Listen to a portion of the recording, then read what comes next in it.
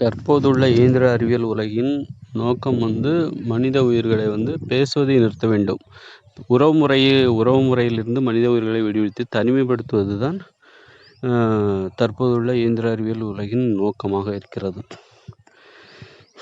அதற்காகத்தான் TV, mobile phone இதெல்லாம் ஏன் கண்டுபிடிக்கிறாங்கன்னா, இதெல்லாம் பிறரை சார்ந்திராமல், நேரடியாக பிறரை சார்ந்திராமல் மறைமுகமாக பிறரை சார்ந்திருப்பதன் மூலம் தனிமைப்படுத்தி, அதன் மூலம் பேசாமல் இருக்கச் செய்து, அதன் மூலம் உறவுமுறை எதுவும் ஏற்படாமல், மனித உயிர்களுக்கிடையே எந்தவித உறவுமுறையும் ஏற்படாமல் அவர்களை தனிமைப்படுத்தி, அதன் மூலம் அமைதியை சாத்தியப்படுத்துவது தான் தற்போது உள்ள இயந்திர அறிவியல் உலகின் இந்த கண்டுபிடிப்புகளின் நோக்கமாக இருக்கிறது. இயந்திரங்கள், டிவி, மொபைல் ஃபோன் இதெல்லாம் கூட கண்டுபிடிப்பு. ஏன்னா இப்போதுள்ள இயந்திர அறிவியல் உலகில் மக்கள் ஒருவருக்கொருவர் பேசிக்கொண்டால் சண்டை தான் அதிகரிக்கும்.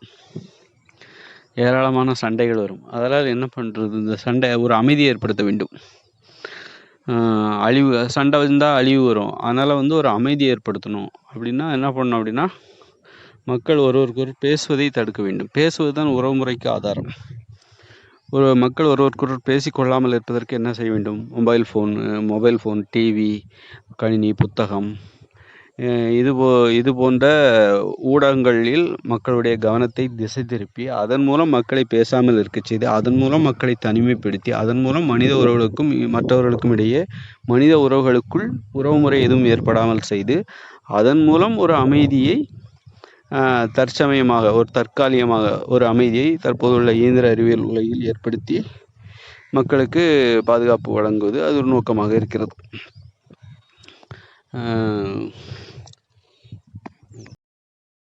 மக்கள் ஒருவர் நேசிக்க வேண்டுமென்றால் சமத்துவம் இருக்க வேண்டும். நீ நானும் ஒன்று அப்படிங்கிற ஒரு நிலைமை இங்கே இருக்கணும். ஆனால் இங்கே நிறைய ஏற்றத்தாழ்வு. நீ வேறு ஜாதி, நான் வேறு ஜாதி. நீ கருப்பு, நான் சிகப்பு. நீ அழகு, நான் அழகு இல்லை. நீ படித்தவர், நான் படிக்கலை. நீ பணக்காரன், நான் ஏழை. நடுத்தர வர்க்கம், பிச்சைக்காரன் இப்படின்னு ஏகப்பட்ட ஏற்றத்தாழ்வு.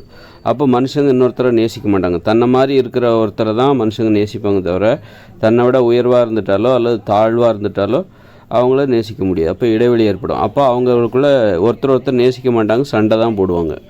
அதனால் இப்படிப்பட்ட இப்போ ஏற்றத்தாழ்வுகள் தான் இங்கே நிறைஞ்சு கிடக்குது இந்த உலகத்தில். ஏற்றத்தாழ்வை நோக்கி தான் போகிறாங்க. நம்மளை விட மற்றவங்களோட நாம் மற்றவங்களுக்கு சமமாக இருக்கக்கூடாது, மற்றவங்களோட உயர்வான இடத்துல இருக்கணும், மற்றவங்க நமக்கு கீழே இருக்கணும் அப்படின்னு நினச்சிக்கிட்டு போகிற இந்த உலகத்தில் மனுஷங்க ஒருத்தர் பேசிக்கிட்டாலே சண்டை தான் வரும். யாரும் மனுஷங்களை நேசிக்க முடியாது, பொறாமை தான் வரும்.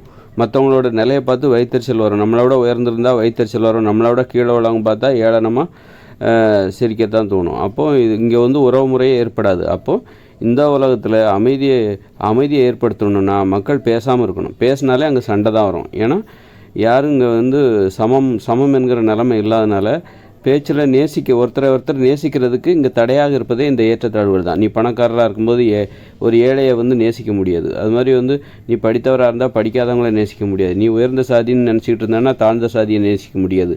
நீ கருப்பாக இருந்தேன்னா வெள்ளையாக இருக்கிறவங்கள நேசிக்க தடையாக இருக்கும். அந்த மாதிரி அப்போ நேசிப்பதற்கு இங்கே ஏற்றத்தாழ்வுகளும் வேற்றுமைகளும் இங்கே தடையாக இருக்கிறனால இப்போ பேசிக்கிட்டாலே இவங்களுக்குள்ள அந்த அன்பு பாசம் அந்த பேச்சில் இருக்காது, சண்டை தான் வரும். வெறுப்பு தான் வெளிப்படும். அது சண்டையில் முடியும். அதனால் இவங்க பேசாமல் இருக்கணும். இவங்களை பேச்சை நிறுத்துறது தான் சரியான தீர்வு. அதுக்கு தான் இந்த கண்டுபிடிப்புகள் டிவி, மொபைல் ஃபோன் இதெல்லாம் ரொம்ப வரவேற்பு ஏன் பெறுது அப்படின்னா, இந்த டிவி, மொபைல் ஃபோன் அப்புறம் சினிமா, புத்தகம் இதெல்லாம் மக்கள் மீது மக்களுக்கு இருக்கிற கவனத்தை திசை திருப்பி, நீ புத்தகத்தை படிச்சுட்டு உன் நேரத்தை போய்க்கிட்டு, நீ டிவி பார்த்துட்டு இருந்தால் டிவி இதை பார்த்துட்ரு, நீ மொபைல் ஃபோனை பார்த்துட்ரு, நீ போய் சினிமா பாரு. இப்படி மக்கள் மீது மக்களுக்கு இருக்கிற கவனத்தை திசை திருப்பி அதன் மூலம் இங்கே ஒரு அமைதியை ஏற்படுத்தி அதன் மூலம் இந்த மனித வாழ்க்கையை பாதுகாப்பாக மாற்றுது.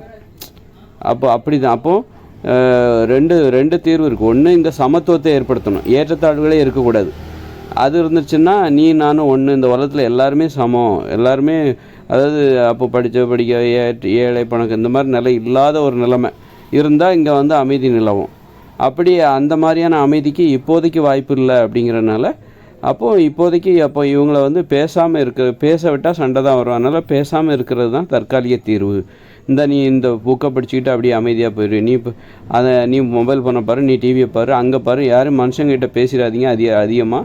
கொஞ்சம் தனிமையில் உட்கார வைப்போம். மனுஷங்களை தனிமைப்படுத்தணும், அப்போ தான் இங்கே அமைதி ஏற்படும் தற்காலிகமாக. அந்த மாதிரியான ஒரு நோக்கத்தோடு தான் இந்த கண்டுபிடிப்புகள்லாம் உருவாகுது.